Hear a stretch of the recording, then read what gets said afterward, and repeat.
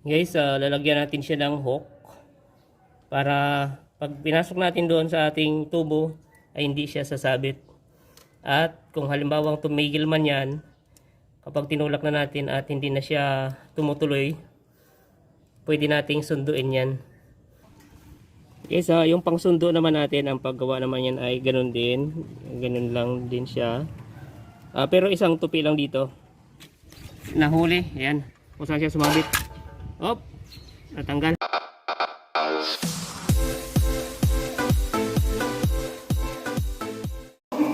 Yo guys! Merienda tayo. Merienda time, oh. Halo-halo muna sa mainit na panahon. Halo-halo. O yun, ang dalawa. Ay halo-halo ang ating mga double cards. Sino ba yung nagpapadala ng pakwan? Halo-halo. Sino ba yung nagpapadala ng pakwan? Halo-halo naman. Samahan mo na ito. Sino ba yung nagpapadala ng pakwan? Si Solo House Builders ba yun? Yun o. Solo House Builders ata o si... Hindi ko alam, hindi ko matandaan.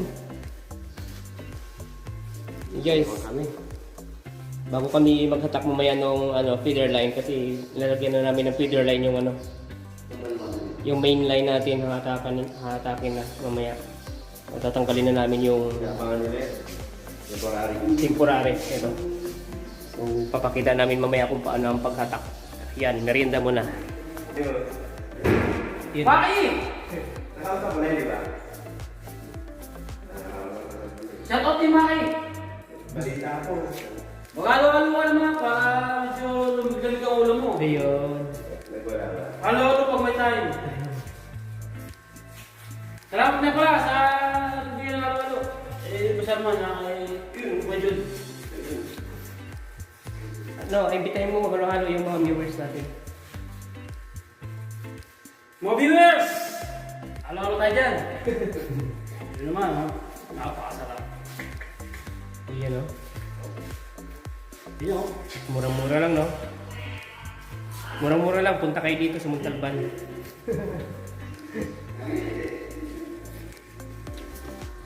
Parang mas malaki ito compared sa dati, no? Oh? Bunga.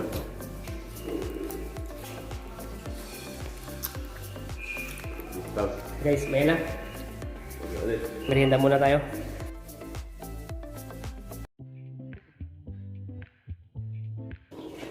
So, pwede kayong gumawa sa ganito sa pader. Yan o.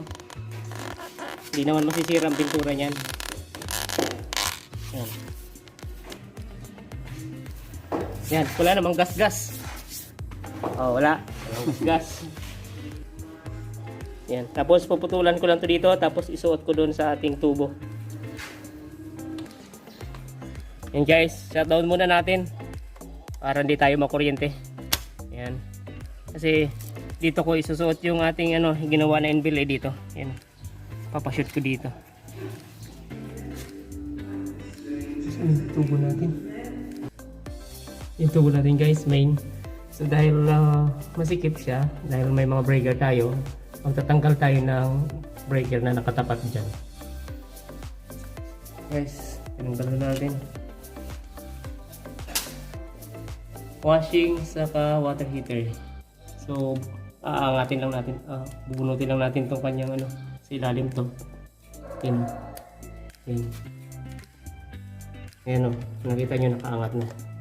Tapos, ay may masking tape pala. Kaya pala matigas, dali lang. Ihiwain natin yung masking tape para humiwalay. Yan guys, pag natin yon, angat lang natin yan. Tanggal na. Ganun din yung isa doon. Yan o. Lagi lang natin pababa yan. Yan o. Tapos, yan. So ito yung kumakapit doon no, sa kanyang circuit breaker holder.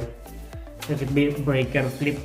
Pwede na tayo makapaghatak dyan mamaya. So, susuotan namin ng yan, ng kawad o GI wire na tinatawag o alambre sa ating kategorya. Ayan, doon tayo magsisimula sa labas. Guys, ang ating GI wire. Guys, lalagyan natin siya ng hook para pag pinasok natin doon sa ating tubo ay hindi siya sasabit.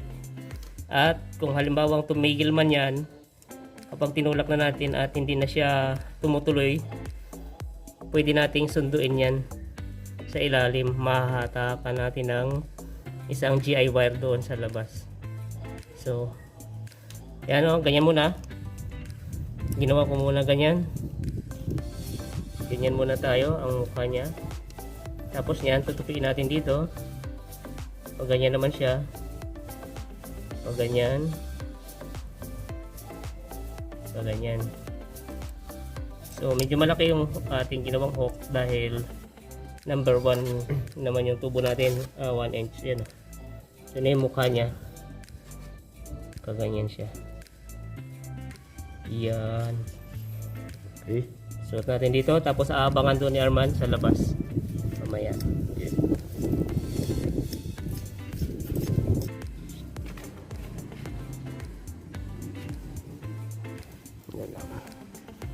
Okay, so yung pangsundo naman natin, ang paggawa naman yan ay ganun din. Ganun lang din siya. Pero isang tupi lang dito. Yan. Isang tupi lang ganyan. Yung ganyan, no. Yan, ganyan ang mukha niya. Parang ano, pangkawil ng isda. Tapos ito, gaganyanin natin. Tutupiin natin to. Yan. Yan, natupi na siyang ganyan. Gaganyanin natin siya. Gaganyanin natin. Kailangan magkasaliwa siya, guys. Yan, magkasaliwa yung kanyang pang-hook. You know, dapat nakasaliwa siya dito. O ganyan siya. Yan, para kung halimbawang hindi sumabit ito yung sasabit ang isa. So mamaya, titingnan natin kung saan sa kanilang dalawa ang sasabit doon sa ating pinasok na GI wire. Ingat-ingat tayo dahil may power na yon. So, tingnan natin kung saan sasabit yung ating pinasok na GI wire. So mahaba na yung ating GI wire. Mahaba na yung ating ipinasok.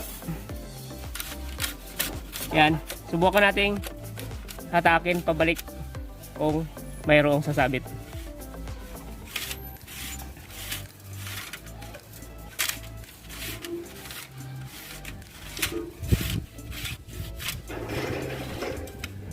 Yan na, guys, nararamdaman ko na mayroon akong nahuli. Yun, parang isda lang, Yan, o. Kamay. Yeah. Mukhang sumikip siya, guys. So tatanggalin ko muna itong nilagay kong ano, nipli. Yan. Yan, tingnan natin kung nasaan na yung ating nahuli. Yan, kung saan siya sumabit. Op, natanggal. Ibig sabihin, dito siya sumabit, pero natanggal siya. Ulitin lang natin yan. So tingnan ko muna kung ano yung kalagayan ng ating ano. Yun, yun, kamusta? Ano natin dyan? And guys, atakin natin ulit kung saan siya sumabit. So doon siya sumabit sa dulo. Ayun. Yan, o, yan, guys, o.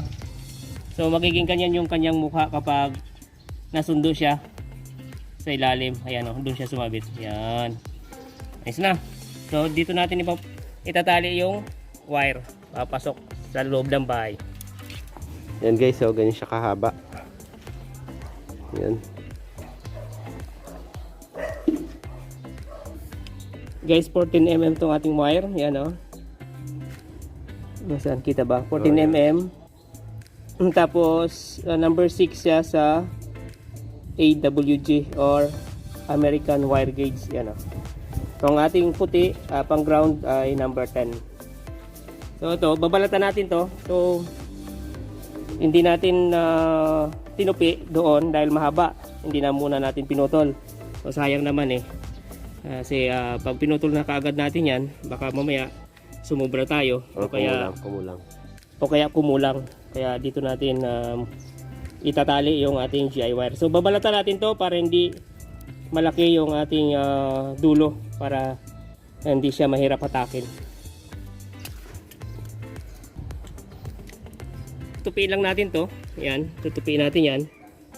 Tapos dito natin ikawit sa ating GI wire. So gaganyanin natin yung GI wire natin. Tutupiin natin ng mabuti para lumiit.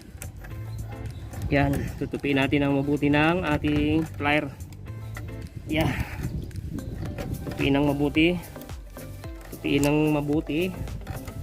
Yan, tapos yung ating GI wire, gaganyanin lang natin. Tapos iikutin natin ganyan. Yan, nakapulupol siya para walang kawala. Parang tali ng pag-ibig. Yan. Tunay na pag-ibig. Natin pakatipan ng mabuti yan.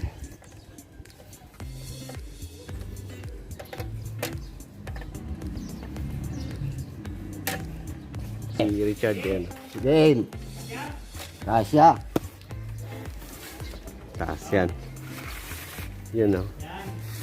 Partida yan. Ge. Hawakan mo lang siya tagahila. Yan.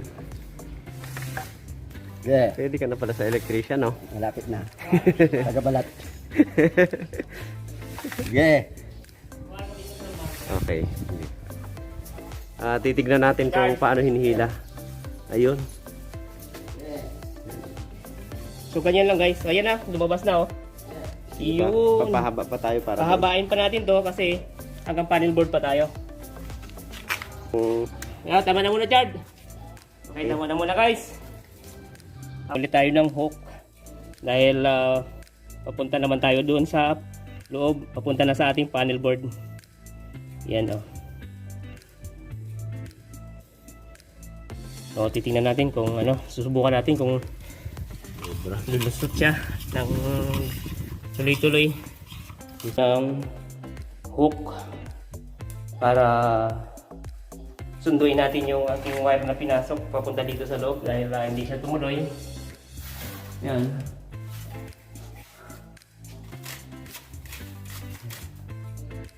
Ayos na ata, di ba? Guys, hatakin na natin pabalik kung mayroon tayong mahuhuli ulit. Ayan na. Pag mayroon tayong maramdamang tumigas, ibig sabihin nakahuli ulit tayo. Pero pag wala, ibig sabihin hindi pa yan nagpanagpo sila sa ilalim. So mukhang wala. Wala pa. Okay, so suot pa natin ulit to.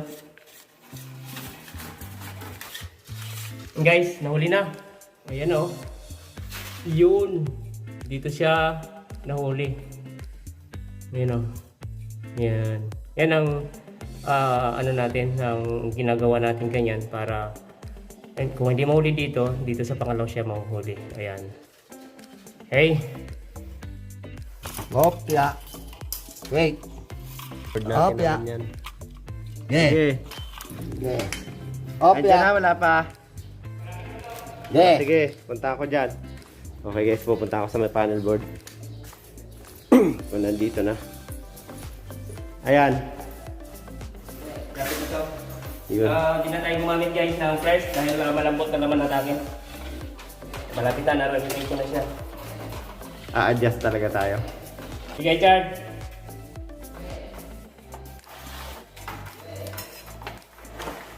Ayan guys. Dito na. Hanggang saan? So hanggang dito lang tayo guys. Ayan. Okay na, Chard. Okay na. Yan na. Ito na siya. Okay na. So ngayon, atras tayo doon dahil mahaba. Tara. Sige. Chard, pa-atak mo konti doon sa labas. Atras mo. Feeder line. And guys, hatakan natin pabalik dahil mahaba siya. Yan, nasumubra. Sige. Puntal ban. Okay. Ayun o. Wala tong puti o. Yan. Sige. Ano yan? Yan na. Yan na sobra. Oh. Guys, nasubra. Ay, paghaba. A few inches later. Guys, i-shoot natin. So, dito natin na nilagay lahat yan para talagang sa puno nang gagaling yung ating supply. Hindi na siya kakargahin ng ating breaker. Yan. Kaya dito na natin pinagsama sa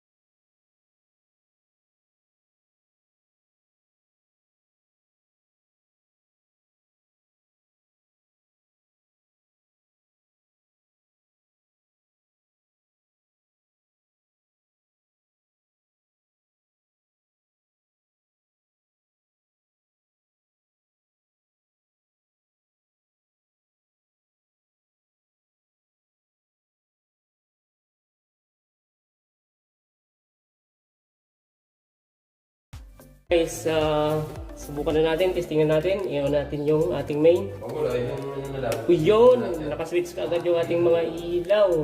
Yung ano, down. Oh, at Yung rep mo, baba mo kuya. so, yung rep ay ginagamit nila yung andyan, saksakan Okay. Taas lang natin yan. So, ito, hindi na muna natin tanggalin tong cover niya. May cover pa to eh.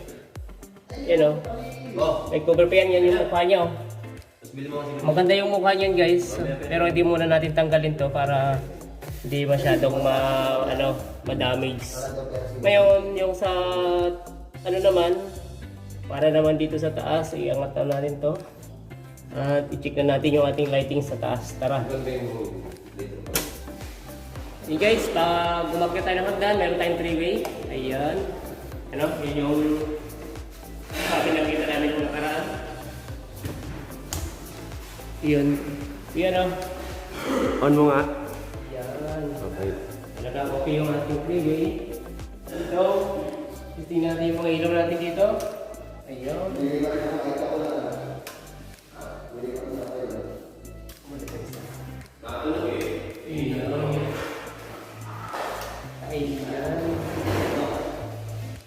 Ayan.